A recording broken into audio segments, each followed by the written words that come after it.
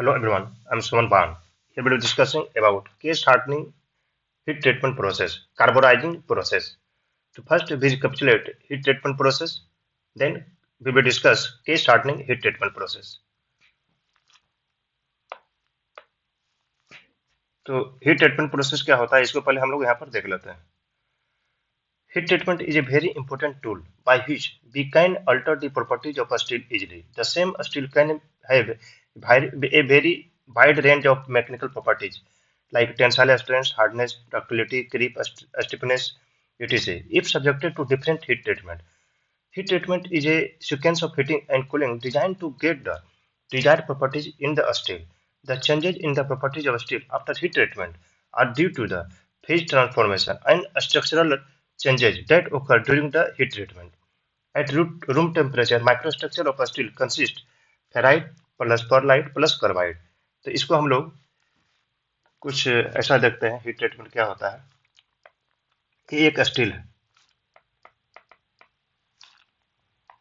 Room temperature पर steel है, इसका माइक्रोस्ट्रक्चर रूम टेम्परेचर पर जो कंसिस्ट करेगा फेराइट होगा, परलाइट प्लस कार्बाइड होगा. जब इस स्टील को हम हीट करते हैं तो रूम टेम्परेचर पर ये माइक्रोस्ट्रक्चर स्टील का है ferrite plus pearlite plus carbide. तो रूम टेम्परेचर पर कुछ स्टील का टेंसाइल स्ट्रेंथ भी होगा, क्रीप स्ट्रेंथ भी होगा, डक्टिलिटी भी होगा, मतलब सारा मैकेनिकल प्रॉपर्टीज कुछ न कुछ होगा. अब इस मैकेनिकल प्रॉपर्टीज को हमको इम्प्रूव करना है, टेंसाइल स्ट्रेंथ को इम्प्रूव करना है, क्रीप स्ट्रेंथ को इम्प्रूव करना है, डक्टिलिटी को इम्प्रूव करना है. तो ये सारा इम्प्रूवमेंट जो है स्टील को हीट ट्रीटमेंट प्रोसेस के द्वारा कर सकते हैं. यदि टेंसाइल स्ट्रेंथ को इम्प्रूव करना है, हार्डनेस को इम्प्रूव करना है, तो इसको हीट ट्रीटमेंट प्रोसेस के द्वारा हम लोग इंक्रीज कर सकते हैं. तो हीट ट्रीटमेंट होता क्या है इसको यहाँ पर ब्रीफ कर लेते हैं. तो माइक्रो स्ट्रक्चर रूम टेम्परेचर पर ferrite plus pearlite plus carbide होता है स्टील का. इसको जब 727 डिग्री सेंटीग्रेड टेम्परेचर तक हीट करते हैं तो इसका जो पर लाइट फेज है 727 डिग्री सेंटीग्रेड टेम्परेचर पर अस्टेनाइट फेज में कन्वर्ट हो जाता है पर लाइट. तो ferrite plus pearlite plus carbide का फेज क्या हो गया रूम टेम्परेचर पर, मतलब इस सॉलिड फॉर्म में हो गया, और ये अस्टेनाइट जो है लिक्विड फॉर्म में हो गया. तो ये अस्टेनाइट 727 डिग्री सेंटीग्रेड पर परलाइट अस्टेनाइट में कन्वर्ट हो गया. फर्दर 727 से हम लोग फर्दर हीट करते हैं तो ये फेराइट प्लस कार्बाइड दोनों ऑस्टेनाइट फेज में कन्वर्ट हो जाता है. मतलब यहाँ पर क्या हुआ, ferrite plus pearlite plus carbide room temperature पर है. जब इसको 727 डिग्री सेंटीग्रेड टेम्परेचर तक हीट किए तो ये परलाइट जो है ऑस्टेनाइट में चेंज हो गया. ये pearlite ferrite pearlite plus carbide room temperature solid form में है, ये ऑस्टेनाइट लिक्विड फॉर्म में है. 727 से ऊपर हम टेम्परेचर लेकर गए तो फेराइट प्लस कार्बाइड दोनों ऑस्टेनाइट में चेंज हो गया. तो एक 727 डिग्री सेंटीग्रेड टेम्परेचर को लोअर क्रिटिकल टेम्परेचर बोलते हैं AC1. उसके बाद AC1 से ऊपर से हम हीट करेंगे मतलब अपर क्रिटिकल टेम्परेचर जोन में चला जाएगा. तो अपर टेम्परेचर जोन में फेराइट प्लस कार्बाइड दोनों ऑस्टेनाइट में चेंज हो जाता है. तो एक एवरेज जो टेम्परेचर जो हम लोग लेते हैं 800 डिग्री सेंटीग्रेड प्लस, इस टेम्परेचर पर ferrite plus pearlite plus carbide और जितना भी फेज है स्टील का वो सारा ऑस्टेनाइट में कन्वर्ट हो जाता है 800 डिग्री प्लस में. तो 800 डिग्री स्टैंडर्ड टेम्परेचर पर एक स्टैंडर्ड टेम्परेचर लेते हैं जिसमें इसको ऑस्टेनाइजेशन टेम्परेचर कहते हैं. ऑस्टेनाइजेशन टेम्परेचर ये सारा फेज जो है ऑस्टेनाइज में कन्वर्ट हो गया. इस टेम्परेचर पर स्टील को हाफ एन आवर होल्ड कर देते हैं ताकि ये स्टील का जितना मतलब जो थिकनेस होगा और जो लेंथ ब्रेड्थ इनटू हाइट जो होगा सारा में ऑस्टेनाइज सारा फेज जो है ऑस्टेनाइज में कन्वर्ट हो जाए पूरा माइक्रोस्ट्रक्चर में, पूरा लेंथ ब्रेड्थ हाइट में. तो हाफ एन आवर जो होल्ड करते हैं 800 डिग्री सेंटीग्रेड टेम्परेचर पर उसको सोकिंग पीरियड कहते हैं. अब ऑस्टेनाइट फेज को गेन कर लिया, अब इसको हम लोग कूलिंग करते हैं. तो यहाँ पर हम लोग देखें ferrite plus pearlite plus carbide को जब हीट किए अपर क्रिटिकल टेम्परेचर तक ऑस्टेनाइजेशन टेम्परेचर तक, मतलब 800 डिग्री सेंटीग्रेड प्लस तक, तो ये ऑस्टेनाइट में कन्वर्ट हो गया, और ऑस्टेनाइट में कन्वर्ट हो गया, उसको हाफ एन आवर तक होल्ड किए ताकि होमोजेनियस ऑस्टेनाइट प्राप्त हो जाए। उसके बाद इसको कूलिंग करते हैं, तो कूलिंग करने का दो तरीका होगा, एक फास्ट कूलिंग कर सकते हैं, एक स्लो कूलिंग करेंगे। तो फास्ट जब कूलिंग करेंगे तो यहाँ पर जो हीटिंग और कूलिंग जो कर रहे हैं, इसका कुछ न कुछ रेट रहेगा, कैसा प्रॉपर्टी मेरे को चाहिए और मटेरियल कैसा है, उसके अंदर कंस्टिट्यूएंट कैसा है, उसके ऊपर डिपेंड करेगा। तो इसका कुछ न कुछ रेट रहेगा। रेट मतलब कैसा रहेगा, अब 110 degree centigrade per hour, 120 degree centigrade per hour, 210 degree centigrade per hour heating करेंगे प्लस कूलिंग करेंगे। तो फास्ट यदि कूलिंग करेंगे तो इसका जो स्ट्रक्चर प्राप्त होगा मार्टेनसाइट प्राप्त होगा प्लस बेनाइट प्राप्त होगा। यदि सोलो कूलिंग करेंगे तो फेराइट प्लस, अब जब कूलिंग कर दिए तो ये जो मार्टेनसाइट प्लस बेनाइट जो प्राप्त हो रहा है ये हार्ड हो जाएगा। सिर्फ यहाँ पर लिक्विड फेज का ऑस्टेनाइट है, अब ferrite plus pearlite plus carbide भी सॉलिड फॉर्म है। जब सोलो कूलिंग करेंगे तो फेराइट प्लस परलाइट प्राप्त होगा। तो हीट फेराइट प्लस परलाइट क्या होता है, सॉफ्ट नेचर का होता है। फेराइट काफी ज्यादा सॉफ्ट होता है, परलाइट मीडियम क्लास का होता है, मीडियम, ना तो सॉफ्ट ना तो हार्ड, मीडियम होता है। मतलब इसका भी नेचर परलाइट का भी सॉफ्टी टाइप का रहता है, मार्टेनसाइट पूरा हार्ड रहता है। तो यदि स्टील को हार्ड करना है तो हीट किए, उसके बाद फास्ट कूलिंग करेंगे। अब कूलिंग करने का भी मीडियम रहेगा। अब एयर में कूल कर सकते हैं, ऑयल में कूल कर सकते हैं, एक कुछ फर्नेस हम लोग बना लेंगे, हीट किए और फर्नेस में डाल देंगे, फर्नेस के अंदर कूलिंग कर सकते हैं कुछ अरेंजमेंट बना करके। वाटर के अंदर कूलिंग कर सकते हैं, तो वाटर के अंदर यदि हम हीट किया वाटर में डाल दिए तो क्या होगा, फास्ट कूलिंग होगा, तो इसमें मार्टेनसाइट स्ट्रक्चर प्राप्त होगा। तो यहाँ पर हीट ट्रीटमेंट देखें, हीटिंग और कूलिंग। और हीटिंग के रूम टेम्परेचर पर क्या माइक्रो स्ट्रक्चर रहता है, माइक्रो स्ट्रक्चर का नेचर क्या होता है, कितना तक हीट करना है इसको देखिए। फिर कूलिंग करने का तरीका, फास्ट कूलिंग करेंगे, स्लो कूलिंग करेंगे तो माइक्रो स्ट्रक्चर क्या प्राप्त होगा। अब इसके बाद हम लोग देखते हैं केस हार्डनिंग प्रोसेस में क्या होता है। एक स्टील का ये बार है, स्टील का ये बार है, इसका थिकनेस जो है 40 mm है, डाया 40 mm। इसका स्टार्टिंग का जो सरफेस है, इस 5 mm सरफेस में मेरे को 100 HRC हार्डनेस चाहिए। बाकी इसका अंदर का डाया में 35 mm डाया में थिकनेस में रूम टेम्परेचर पर जो 40 HRC है ये चाहिए।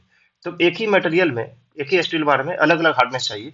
तो इस प्रोसेस को ही हम लोग जो अचीव करेंगे केस हार्डनिंग प्रोसेस कहते हैं।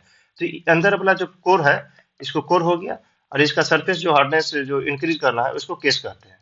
तो case and core, surface plus core, एक स्टील बार में अलग अलग हार्डनेस को प्राप्त करना ही केस हार्डनिंग, मतलब जिस प्रोसेस के द्वारा इसको अचीव करेंगे उसको केस हार्डनिंग प्रोसेस कहते हैं। तो इसको दो तरीका से अचीव किए। इसके पहले का क्लास में हम लोग देखे थे flame hardening and induction hardening, उसको सरफेस हार्डनिंग प्रोसेस बोलते थे, जिसमें इस स्टील बार, ये स्टील बार है, इस स्टील बार का ऊपर का सरफेस का टेम्परेचर को ही हम लोग चेंज कर दी, इसको काफी हीट कर दी, उसके बाद कूलिंग कर दी, तो यहाँ पर मार्टेनसाइट प्राप्त हो गया। अब एक प्रोसेस ऐसा होता है कि ये स्टील का बार है, इसका ऊपर का सरफेस में हम लोग कुछ एडिशन कर देते हैं, कार्बन कंटेंट को ऐड कर देंगे, उसके बाद हीटिंग करेंगे और कूलिंग करेंगे, एक लेयर कार्बन का इस पर चढ़ा देते हैं, ऐड कर देते हैं। तो इस प्रोसेस को केस हार्डनिंग प्रोसेस कहते हैं। इस सरफेस का टेम्परेचर को जब चेंज कर रहे थे तो उस प्रोसेस को हम लोग सरफेस हार्डनिंग प्रोसेस कहते थे, जिसमें फ्लेम हार्डनिंग और इंडक्शन हार्डनिंग हम लोग ऑलरेडी डिस्कशन कर चुके हैं। और जब ये स्टील का बार है, स्टील का बार का इसका डाया 40 mm है, 5 mm ऊपर का थिकनेस का हार्डनेस हमको कुछ 100 HRC गेन करना है, और इसका अंदर का पोर्शन का 40 HRC गेन करना है। तो इसके लिए हम लोग यहाँ पर क्या करते हैं, इसका ऊपर का जो सरफेस ये वाला है, इसमें कार्बन का कंपोजिशन ही चेंज कर देते हैं, कार्बन को ऐड कर देते हैं, या तो नाइट्रोजन को ऐड कर देंगे, उसके बाद हीट ट्रीटमेंट करेंगे। कार्बन को ऐड किए या नाइट्रोजन को ऐड किए, कार्बन का नेचर क्या होता है, हार्ड होता है, कार्बन जितना ज्यादा रहेगा उतना मटेरियल हार्ड रहेगा। तो इसका ऊपर का सरफेस में कार्बन को ऐड कर दिए या नाइट्रोजन को ऐड कर दिए, तब इस प्रोसेस को यहाँ पर हम लोग देखते हैं। तो ये कार्बन को ऐड करते हैं, उस प्रोसेस को कार्बोराइजिंग कहते हैं। तो कार्बोराइजिंग प्रोसेस को यहाँ पर देखते हैं। तो कार्बोराइजिंग प्रोसेस कार्बन को ऐड करने के बाद फिर उसको हीट किए हम लोग, हीट भी करते हैं। तो केस हार्डनिंग, अब कार्बोनाइजिंग प्रोसेस को यहाँ पर हम लोग देखते हैं। केस हार्डनिंग ऑफ स्टील, पहले केस हार्डनिंग क्या होता है उसको हम लोग देख लिए, उसको पहले यहाँ पर डिटेल से एक बार देख लेते हैं लैंग्वेज में। Hardness of steel is mainly determined by the percentage of carbon present at as the percentage of carbon increases beyond 0.2%, hardness increases rapidly after quenching। मतलब क्या हुआ कि यदि किसी मटेरियल में कार्बन को कंटेंट को इंक्रीज करते हैं तो उसका हार्डनेस इंक्रीज होगा। कार्बन का कंटेंट को यदि 0.2% से कार्बन का अमाउंट ऊपर इंक्रीज करते हैं और उसको हीट करके ठंडा करते हैं तो उसका हार्डनेस मतलब काफी ज्यादा इंक्रीज होगा। The same result can be achieved by increasing the nitrogen, मतलब जैसा कार्बन को ऐड किए उसी तरह नाइट्रोजन को यदि ऐड करते हैं और उसको हीट ट्रीटमेंट करते हैं तो फिर उसका भी हार्डनेस इंक्रीज होगा।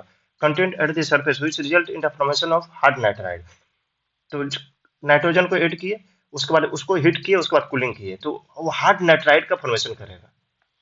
ठीक है, मतलब हार्ड नाइट्राइड बन जाएगा, मतलब वो हार्ड हो गया। The above principle of hardening is used in case hardening. Low carbon steel are heat treated to increase carbon and nitrogen content at the surface of the part. यदि कोई steel का टुकड़ा है उसमें कार्बन परसेंटेज कम है तो उसको क्या करेंगे, उसमें कार्बन को ऐड करेंगे और नाइट्रोजन को ऐड करेंगे, मतलब दोनों में कोई भी चीज कार्बन को ऐड करें या नाइट्रोजन को ऐड करें। अब कार्बन और नाइट्रोजन को ऐड करने के लिए क्या प्रोसेस होता है उसको हम लोग आगे डिटेल से देखेंगे। At the surface of the part, carbon and nitrogen content at the surface of ferrous alloys can be increased by many methods such as carburizing, nitriding, carbonitriding and cyaniding। तो आज यहाँ पर हम लोग मतलब कार्बन और नाइट्रोजन को surface पर ऐड करने का बहुत सारा प्रोसेस होता है, कार्बोराइजिंग, नाइट्राइडिंग, कार्बोनाइट्राइडिंग एंड साइनाइडिंग। तो यहाँ पर हम लोग आज कार्बोराइजिंग प्रोसेस को यहाँ पर डिटेल से देखेंगे। कार्बोराइजिंग प्रोसेस में कार्बन का परसेंटेज सरफेस पर कैसे ऐड किया जाता है इसको अभी देखते हैं। कार्बोराइजिंग में be defined as a method of heat treatment by which carbon content at the surface of a ferrous material is increased. To increase the carbon content at the surface of steel following facts should be consider.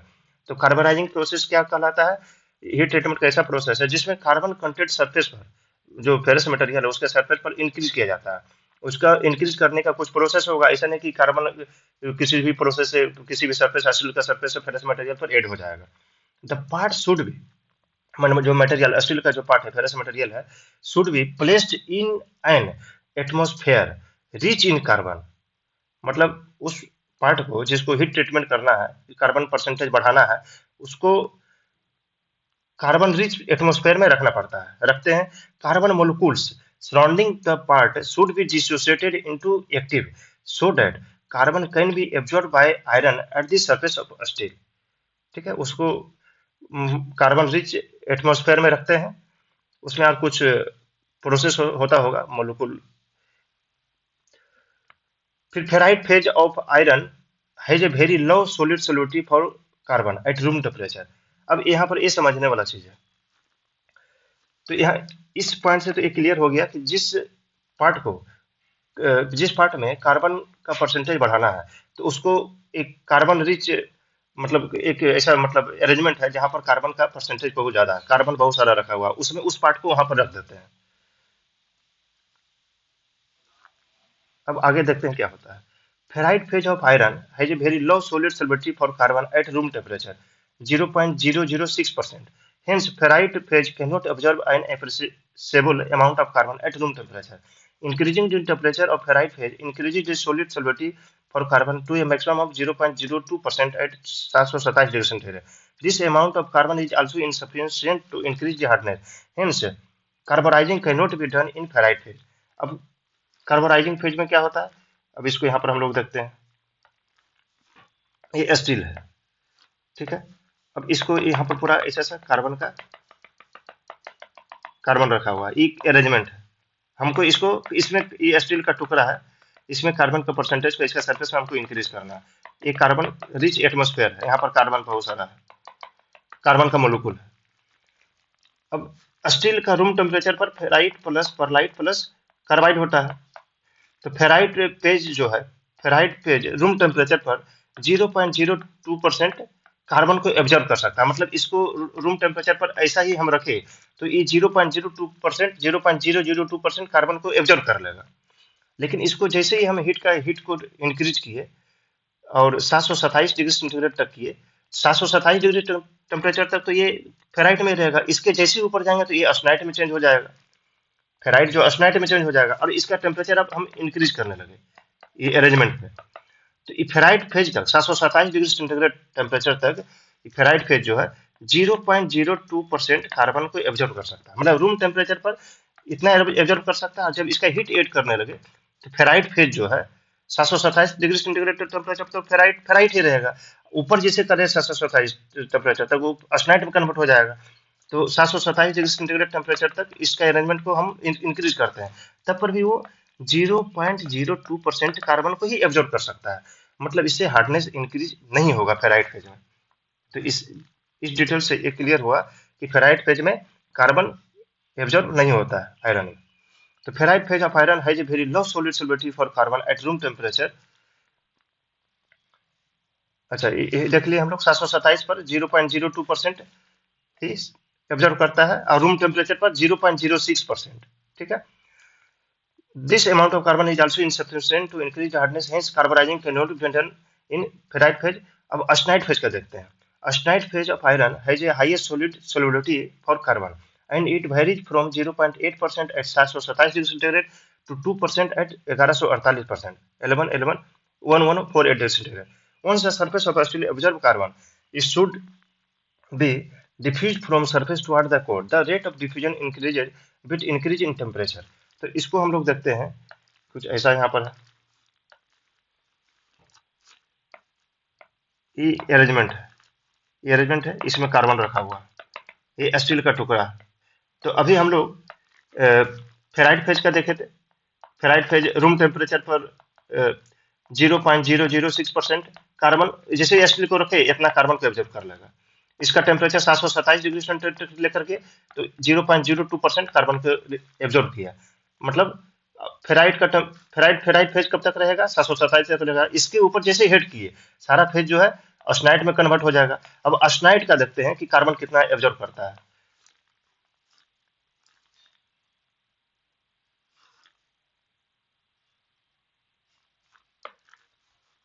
तो austenite phase जो है 0.8% carbon 0.8% carbon 727 degree centigrade temperature के आसपास absorb करता है। उसके बाद 2% carbon, जब इसका टेम्परेचर इसी स्टील का टेम्परेचर 1148 तक हम हीट करते हैं, जैसे 727 से ऊपर लेकर गए फेराइट सारा फेज जो है ऑस्टेनाइट में कन्वर्ट हो गया। तो वो ऑस्टेनाइट फेज जो है कितना कार्बन एब्जॉर्ब करेगा, 0.8%। और 1148 इस मटेरियल का टेम्परेचर कर देंगे, इस 727 पर भी ऑस्टेनाइट है, 1148 पर भी ऑस्टेनाइट फेज ही रहेगा, क्योंकि सारा ferrite pearlite plus carbide austenite में कन्वर्ट हो गया। ऑस्टेनाइट क्या है, लिक्विड फेज है, तो ये 2% कार्बन को एब्जॉर्ब करेगा। मतलब यदि हम इस स्टील का टेम्परेचर 1148 कर देते हैं और यहाँ पर कार्बन रखा हुआ, कार्बन का मोलिक्यूल रखा हुआ है, तो ये 1148 डिग्री सेंटीग्रेड टेम्परेचर पर 2% इसका सरफेस 2% कार्बन को एब्जॉर्ब कर लेगा। ठीक है, टेम्परेचर के ऊपर डिपेंड कर रहा है। तो फेराइट फेज में कार्बन परसेंटेज इंक्रीज नहीं हो रहा है, बहुत कम हो रहा था, 0.02% हो रहा था। लेकिन ऑस्टेनाइट फेज होते ही 0.8% ऑब्जर्व हो गया, लिक्विड फेज होते ही, और 1148 डिग्री सेंटीग्रेड टेम्परेचर पर 2% कार्बन को एब्जॉर्ब कर ले रहा था। Once the surface of a steel absorb carbon, it should be diffused from surface toward the core. The rate of diffusion increases with increase in temperature। मतलब क्या हुआ, ये बार है स्टील का, इसको इसमें कार्बन का परसेंटेज ऐड हो रहा जैसे जैसे टेम्परेचर बढ़ा रहे हैं। ये कार्बन रिच मटेरियल में यहाँ पर कार्बन है, तो कार्बन का डिफ्यूजन जो है इसका कोर में भी होगा, थोड़ा थोड़ा होगा। जैसे टेम्परेचर का डिफ्यूजन होता था कंडक्शन प्रोसेस के द्वारा, उसी तरह यहाँ पर कार्बन का भी डिफ्यूजन कोर के तरफ होगा। On the basis of above observation, it can be concluded that carbon content at the surface of a steel may be increased if the part to be carbonized is placed in a carbon-rich atmosphere and heated to the austenite phase। तो इसका conclusion क्या हुआ कि यदि carbon को surface पर बढ़ाना है तो कार्बन रिच एटमॉस्फेयर में उसको रखना पड़ेगा और उसको हीट करना पड़ेगा। और फेराइट फेज में तो कार्बन एब्जॉर्ब नहीं हो रहा था, ऑस्टेनाइटिक टेम्परेचर तक इंक्रीज करना पड़ेगा, उसके बाद भी और कार्बन का परसेंटेज बढ़ाना है और हीट उसको बढ़ाना पड़ेगा, उसका टेम्परेचर बढ़ाना पड़ेगा। ऑस्टेनाइट फेज में भी 727 डिग्री सेंटीग्रेड टेम्परेचर 0.8% कार्बन को एब्जॉर्ब कर रहा है और 1148 कर देते हैं टेम्परेचर, वो ऑस्टेनाइट फेज ही रहता है, तो 2% कार्बन को एब्जॉर्ब कर रहा था। Depending upon the type of the carbon-rich atmosphere used, the carburizing process can be classified in three groups: by carburizing, gas carburizing, and liquid carburizing. तो depending of the type of the carbon rich atmosphere, तो carbon rich atmosphere कैसा होगा उसके आधार पर carburising process को तीन group में हम लोग डिवाइड करते हैं: एक pack carburizing, gas carburizing and liquid carburizing. मतलब ये एक ऐसा अरेंजमेंट है, ये एक ऐसा अरेंजमेंट बनाए इसके अंदर कार्बन रखा हुआ है। ये कार्बन जो कार्बन का मोलिक्यूल रखा हुआ तीन तरीका से हो सकता है, या तो ये सॉलिड फॉर्म में रहेगा, या तो गैस फॉर्म में रहेगा, या तो लिक्विड फॉर्म में रहेगा। तो जो सॉलिड फॉर्म में रहेगा कार्बन का है वो पैक कार्बोनाइजिंग कहलाएगा, और जो लिक्विड फॉर्म में रहेगा लिक्विड कार्बोनाइजिंग कहलाएगा, और गैस फॉर्म में रहेगा गैस कार्बोनाइजिंग कहलाएगा। तो ये तीनों प्रोसेस को अलग हम लोग क्लास में देखेंगे। तो कार्बन का परसेंटेज को हम लोग इंक्रीज कर देते हैं, उसके बाद इसका हीट ट्रीटमेंट करते हैं। कार्बन इस सरफेस पर ऐड हो गया, ठीक है, आयोनाइजिंग फेज में 2%, 1148 डिग्री सेंटीग्रेड यदि टेम्परेचर है तो 2% ऐड हो गया। उसके बाद इसका हीट ट्रीटमेंट करते हैं, मतलब फिर से हीट करेंगे फिर कूल करेंगे। After carbonizing the part should be heat treated to increase the hardness at the surface by forming martensite phase. हम मेरे को हार्ड चाहिए तो हीट करेंगे फिर कूल कर देंगे। And to refine the coarse grain structure of the core. अब क्या है कि कार्बोनाइजिंग में क्या आ रहा है, हम लोग हीट कर रहे हैं तो इसका स्ट्रक्चर अंदर का जो है कुछ उसमें चेंज हो जाएगा, उस स्ट्रक्चर को भी हमको सही करना है। कार्बोनाइजिंग प्रोसेस के द्वारा इस स्टील का बार के अंदर कोर में कुछ उसका स्ट्रक्चर माइक्रो स्ट्रक्चर जो था वो भी कुछ चेंज होगा, मतलब कोर्स ग्रेन स्ट्रक्चर को भी हमको जो हीट ट्रीटमेंट करेंगे उसको भी हमको सही करना है। Depending of the properties desired at the surface and at the core, the carburizing part can be heat treated in three different way।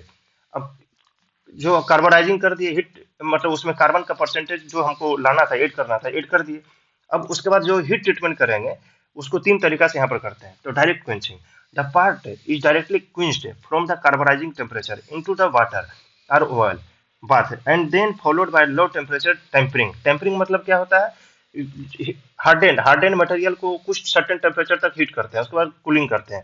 जैसा मेरे को माइक्रो स्ट्रक्चर है, जैसे हीट ट्रीटमेंट किए कोई पार्ट को, उसके बाद हम देखें कि मेरे को वो माइक्रो स्ट्रक्चर आया ना, उसमें और कुछ माइक्रो स्ट्रक्चर को चेंज करना है, तो कुछ सर्टेन टेम्परेचर तक उसको फिर से हीट करते हैं, उसके बाद फिर ठंडा करते हैं, ताकि जो मेरा स्ट्रक्चर मेरे को चाहिए वो प्राप्त हो जाए। That process called tempering. तो टेम्परिंग का जो टेम्परेचर होता है 100 डिग्री सेंटीग्रेड से 680 680 100 degree centigrade to 680 degree centigrade temperature होता है। तो टेम्परिंग प्रोसेस हम लोग देख लिए कि हार्डनिंग के बाद टेम्परिंग किया जाता है। The part is directly quenched from the carburizing temperature into the water or oil bath and then followed by low temperature tempering. This method result in poorer mechanical properties। But अभी हम direct carbonising किए और उसको तुरंत water में हम ठंडा कर दिए, उस वाटर में ठंडा किए, उसके बाद फिर हम टेम्परिंग किए, मतलब कुछ टेम्परेचर तक फिर हीट किए, उसके बाद फिर ठंडा किए। तो उससे जो मेरा उसको डायरेक्ट क्वेंचिंग कहते हैं, मतलब कार्बोनाइजिंग पार्ट को लाए, उसको वाटर में डाल दिए, ठंडा हो गया, उसके बाद फिर मेरे को यदि रिक्वायरमेंट है तो थोड़ा सा टेम्परिंग करके फिर कूल कर लिए, तो उसमें जो माइक्रो स्ट्रक्चर जो आएगा, मैकेनिकल प्रॉपर्टी वो आएगा, मेरे को अचीव नहीं होगा। तो इसमें डायरेक्ट क्वेंचिंग कहते हैं इस प्रोसेस को। सिंगल क्वेंचिंग मतलब क्या, ठंडा गर्म पार्ट को ठंडा पानी में डाल देना या हवा में रख देना, वो ठंडा हो रहा है, that is process is quenching. Single hardening क्या होता है, ये मेरा हीट कार्बोनाइजिंग पार्ट का हीट ट्रीटमेंट का प्रोसेस को यहाँ पर हम लोग डिस्कस कर रहे हैं, जो कार्बोनाइजिंग प्रोसेस को हीट ट्रीटमेंट कर रहा है। तो सिंगल हार्डनिंग, तो उसका तीन प्रोसेस है हीट ट्रीटमेंट का। Single hardening, the carbonizing parts are first cooled to room temperature, मतलब कार्बन का परसेंटेज को ईट के उसके बाद हम उसको ठंडा करते हैं रूम टेम्परेचर तक। Then they are reheated and hardened from 900 degree centigrade to 930 degree to get the best mechanical properties at the core. The part are then tempered at 200 degree centigrade. मतलब क्या, यदि ये पार्ट है मेरा, इसमें carbon का percentage को हम इंक्रीज किए, उसके बाद पहले इसको हम रूम टेम्परेचर तक ठंडा कर लिए, उसके बाद फिर से इसको रीहीट करते हैं 900 डिग्री सेंटीग्रेड तक रीहीट करते हैं, उसके बाद फिर इसको कूल करते हैं, कूल करने के बाद फिर इसको हम हार्डन करते हैं 200 डिग्री सेंटीग्रेड तक फिर हीट करते हैं, इस प्रोसेस को टेम्पर करते हैं, उसके बाद फिर इसको कूलिंग करेंगे। मतलब इस कार्बोनाइजिंग पार्ट को हम कूल किए रूम टेम्परेचर तक, फिर इसको 900 डिग्री सेंटीग्रेड तक फिर रीहीट किए, फिर ठंडा किए, फिर इसको 200 डिग्री सेंटीग्रेड तक फिर गर्म किए, फिर इसको ठंडा किए। तो ये सिंगल हार्डनिंग में होता है। डबल हार्डनिंग मेथड में क्या है, तो ये सब सारा कैसा मैकेनिकल प्रॉपर्टी चाहिए, माइक्रोस्ट्रक्चर कोर में कुछ अलग चाहिए, सरफेस में कुछ चाहिए, तो ये काफी क्रिटिकल प्रोसेस ये सब होता है। कोर में कुछ अलग अलग ही मेरे को माइक्रोस्ट्रक्चर चाहिए, सरफेस में कुछ अलग चाहिए, उसके लिए ये सब सारा प्रोसेस को फॉलो करना पड़ेगा। तो इस प्रोसेस को कार्बोराइजिंग केस हार्डनिंग प्रोसेस कहते हैं। केस हार्डनिंग प्रोसेस मतलब क्या हो गया कि सरफेस पे कुछ अलग माइक्रोस्ट्रक्चर लाना है और कोर में अलग हो गया, तो वो पूरा प्रोसेस को हमको केस हार्डनिंग प्रोसेस कहे। उसके बाद भी सरफेस पर कुछ अलग माइक्रोस्ट्रक्चर लाना है, उसके लिए फिर हमको अलग अलग प्रोसेस को फॉलो किए। कार्बोराइजिंग कार्बोराइजिंग मतलब क्या हुआ, कार्बन का परसेंटेज को ऐड करना है सरफेस पर, उसके बाद हीट ट्रीटमेंट करना है ताकि मेरा कार्बन को ऐड किए, मतलब कार्बन का नेचर क्या होता है, वो हार्ड होता है, जितना ज्यादा कार्बन ऐड करेंगे उतना ज्यादा हार्ड होता जाएगा। उसके बाद यहाँ पर रखना double hardening method.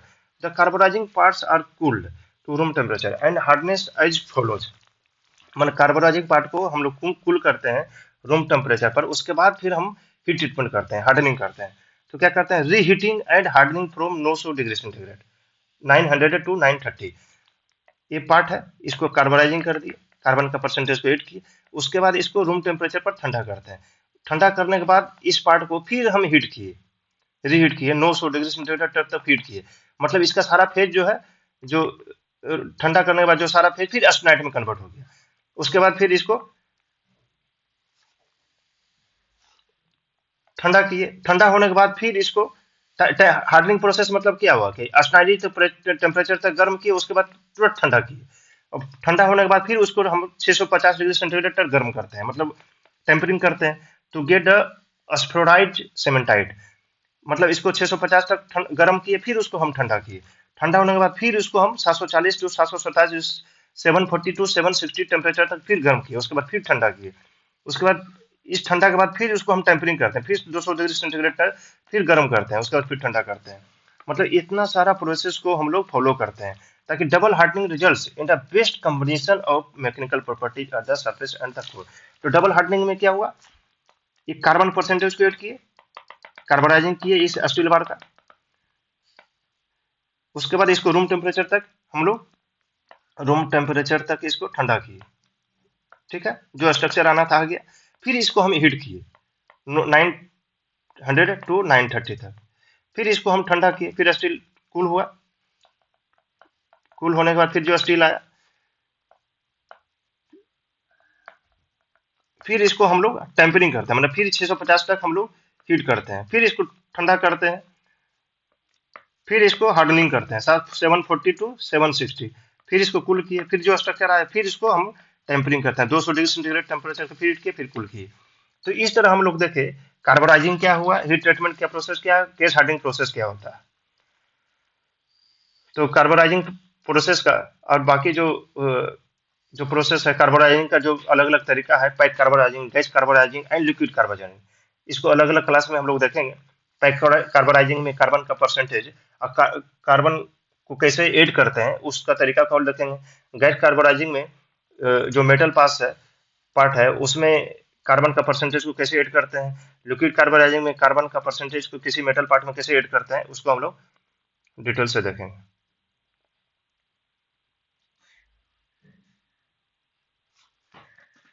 Thank you.